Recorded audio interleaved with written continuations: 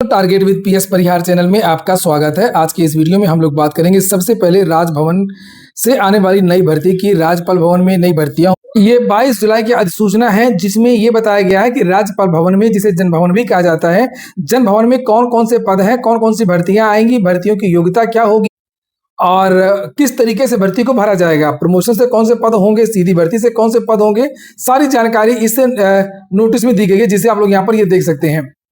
कुछ प्रमुख पद मैं आपको दिखा भी देता हूं, जैसे पुस्तकालय अध्यक्ष का पद है, सहायक पुस्तकालय अध्यक्ष का पद है, सूचीकार है, ये भी पुस्तकालय अध्यक्ष की तरह ही एक वैकेंसी होती है, और भेषज फार्मासिस्ट का पद है, आरओ यारो वगैरह का भी पद है। और उसके बाद में हम लोग चर्चा करेंगे यूपी SSSC में आज जो विद्यार्थियों ने सचिव जी से आज वार्ता की, उसको लेकर के भी हम लोग चर्चा करेंगे। तो आप लोग वीडियो को लास्ट तक देखिएगा। जो नए छात्र हों तो चैनल को सब्सक्राइब अवश्य कर लें और वीडियो को आप लोग लाइक कर दें। तो ये देख सकते हैं आप लोग, इस तरीके से ये पूरा का पूरा विभिन्न प्रकार के पद हैं। सब ये देख सकते हैं आप लोग, मुख्य सचिव, प्रमुख सचिव से लेकर के यहाँ पर सफाई कर्मचारी तक की वैकेंसी है। ये देखिए, और कौन से पद सीधी भर्ती से भरे जाएंगे, कौन से प्रोन्नत से, और कौन से पद जो है प्रतिनियुक्ति से भरे जाएंगे, उसको लेकर के भी जानकारी इस अधिसूचना में दी गई। तो ये अधिसूचना जारी हुई है 22 जुलाई को। यहाँ पर 22 जुलाई की डेट पड़ी है। शुरू करते हैं हम लोग प्रमुख पद।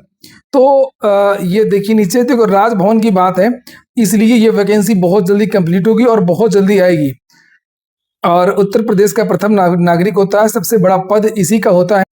आइए हम देखते हैं पद। तो यहाँ पर ये पद लिखा हुआ है, एक है अपर मुख्य सचिव, एक है विशेष सचिव। ये सब पद, इनसे आपका कोई लेना देना नहीं है। जहाँ से आपके पद शुरू होते हैं मुख्य मेन, तो वो है यहाँ से। ये देखिए आप लोग, अनुभाग अधिकारी छोड़ दीजिए, समीक्षा अधिकारी, सहायक समीक्षा अधिकारी का पद है। ये देखिए आप लोग 19 पद, ये सहायक समीक्षा अधिकारी लिखा। एक और है, ये देखिए, ये सहायक समीक्षा अधिकारी का एक, ये 22 पद है। ये आपका जो भर्ती है वो कहाँ से आएगी, इसको लेकर के भी जानकारी दी गई है। निजी सचिव वगैरह का पद है, ये देखिए प्रोग्रामर का पद है। अब आ जाइए यहाँ पर पुस्तकालय अध्यक्ष का पद है, सहायक पुस्तकालय अध्यक्ष का पद है, सूचीकार का पद है। इनकी योग्यता क्या है वो भी इसी नोटिस में दिया गया है। इसी की जो अधिसूचना जारी हुई है राज्यपाल महोदय की तरफ से, इसी अधिसूचना में यहाँ पर योग्यता के बारे में जानकारी दी गई है। जैसे पुस्तकालय अध्यक्ष का की जो भर्ती, ये देखिए नीचे लिखा हुआ है, ये सूचीकार सहायक पुस्तकालय अध्यक्ष, यहाँ पर ये इसकी योग्यता लिखी हुई है, जिसे आप यहाँ पर ये देख सकते हैं।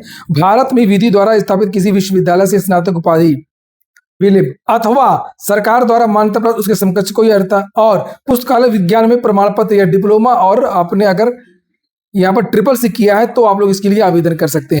और जो सूचीकार होता है ये भी पुस्तकालय अध्यक्ष का ही काम करता है। तो विभिन्न प्रकार के इसमें स्पेशल पद बहुत सारे हैं, वाहन चालक का भी है। और वहीं पर अगर हम लोग बात करें कि ये वैकेंसी कहाँ से आएगी, आरओ की, तो यहाँ पर लिखा है, आप देख सकते हैं उत्तर प्रदेश लोक सेवा आयोग से आएगी।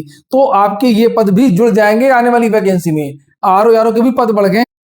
और लाइब्रेरी की वैकेंसी के बारे में बहुत सारे पूछते रहते हैं इसकी योग्यता को लेकर के, कि सर अगर किसी वैकेंसी में डी.लिस्ट मांगा जाता है, यानी कि diploma in library science, bachelor in library science, इसी तरीके से एमलिस भी होता है। अगर आपको ये सब करना है स्पेशल कोर्स, तो एक संस्था है निष्ठा इंस्टीट्यूट ऑफ मैनेजमेंट, यहाँ से आप लोग ये कोर्स कर सकते हैं। ये ऑनलाइन कोर्स है। फायदा इसका यही होता है कि घर बैठे आपको डिग्री मिल जाती है।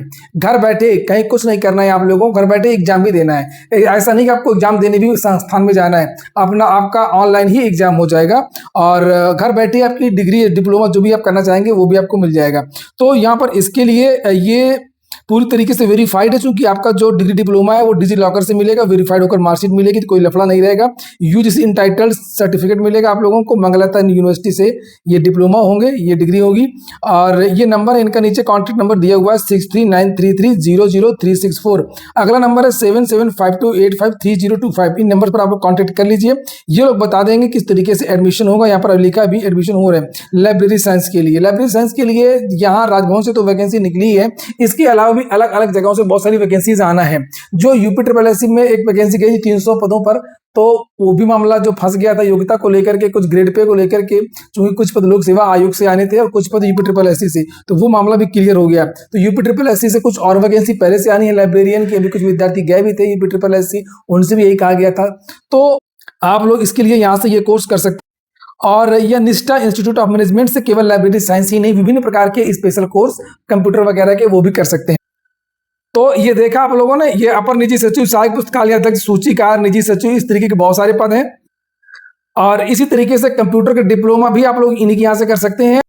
तो ये नोटिस अगर आपको चाहिए या सूचना आपको चाहिए तो आप लोग मेरे टेलीग्राम चैनल ज्वाइन कर लीजिए। टेलीग्राम चैनल में मैं ये अधिसूचना जो गजट जारी हुआ है ये मैं डाल दूंगा, आप लोग देख लीजिएगा कि आप के अंदर कौन कौन सी योग्यता है, किस भर्ती के लिए आप लोग आवेदन कर सकते हैं। और अगर किसी भर्ती के लिए आप लोग आवेदन कर सकते हैं तो उस भर्ती का विज्ञापन कहाँ से आना है, उसका वेतन कितना, सब कुछ इस नोटिफिकेशन में दिया हुआ है। अब हम बात करेंगे आज जो विद्यार्थी यूपी SSSC गए थे पिकअप भवन सचिव जी से वार्ता को लेकर के, और अलग अलग जिलों से विद्यार्थी आए थे। महोबा, चित्रकूट, बांदा, बलिया, लखनऊ के विद्यार्थी गए थे। लगभग 40 से 50 विद्यार्थी थे। तो सुनिए क्या हुआ। ऑनलाइन होने के बाद उनका स्कोर 66, 65, 67 हो गया है। तो वो ऑलरेडी अंदर आ गए थे, जो कि बाहर हो गए हैं। कई सारे बच्चे ऐसे थे। तो इस तरह से मतलब अनियमितता है। एक पैमाना तो सेट होना चाहिए ना। 38 गुना, 40 गुना, 45 गुना। नेपाल में कितना बुलाया है? 45 गुना, 60 गुना बुला रहे हैं। तो जूनियर असिस्टेंट में कितना बुलाया है? 80, 90 गुना बुलाया गया है। ये क्या हो रहा है? वैकेंसी आई है 2 महीने पहले। ये वैकेंसी 8 साल बाद आई है। वैकेंसी 8 साल बाद आई है। लेखपाल जो हर 2 साल में आता है, यूपी के पीएससी आयोग कैपेबल है 4 लाख बच्चों को, 3 लाख बच्चों को एक साथ एग्जाम कराने के लिए। फिर लोअर फीस जो कि 7 साल बाद वैकेंसी आई है, उसका एक तो कट ऑफ इन्होंने बहुत ज़्यादा हाई रखा। मेरा सबका ये अनुमान था कि 60 गुना तक बुलाएंगे, 45-50 गुना तक बुलाएंगे। कैपेबल होने के बावजूद वो सिर्फ 1 लाख बच्चों को ही बुला रही है। ये सरासर गलत है। इसको सुधार होने की बहुत ज़रूरी है। 60 गुना मैक्सिमम 60 गुना बुलाना ही चाहिए। भी गई थी सचिव से मुलाकात करने। ये जान लीजिए कि उन्होंने सिर्फ गोल गोल घुमाया और बैठा के सिर्फ यही कहानी बताया कि ऐसे नहीं, वैसे शासन स्तर पे हमको जो आता है वही करता हूँ। मैं उनसे बार बार कहना चाहता हूँ कि भाई किसी वैकेंसी में 60 गुना, किसी में 45 गुना और किसी में 38 गुना, ये कौन शासन स्तर पास किया है? तो ये हमारे साथी जो आए हैं ये समझिए कि लड़ने वाले हैं। मैं ऐसे सिर्फ नहीं किए हैं, यहाँ आए भी, उपस्थित भी हुए अपनी लड़ाई के लिए। लेकिन क्या हुआ कि यहाँ जो इतनी मोटी दीवारें हैं वो आवाज़ उनके कानों तक नहीं पहुँच पा रही हमारी, तो वो सुनने को तैयार नहीं है किसी भी तरीके से। अगर आपको लड़ना है तो मैं बार बार कर रहा हूँ, आप शासन स्तर पर अपनी आवाज़ पहुँचाइए। हम लोग प्रयास कर रहे हैं, डिप्टी सीएम से लगातार बात कर रहे हैं कि वहाँ तक पहुँचाया जाए आवाज़। इसके बाद कोर्ट में भी मैं बार बार कर रहा हूँ, जिनके पास भी है स्कोर कार्ड उनका बढ़िया है, उनको लग रहा है तो वो हमको भेजे। अगर नहीं कर पाते प्रश्न, Lucknow bench, high court, Allahabad, दोनों जगह कोर्ट में भी करिए कि भाई कहीं 45, कहीं 60, कहीं 38 क्यों?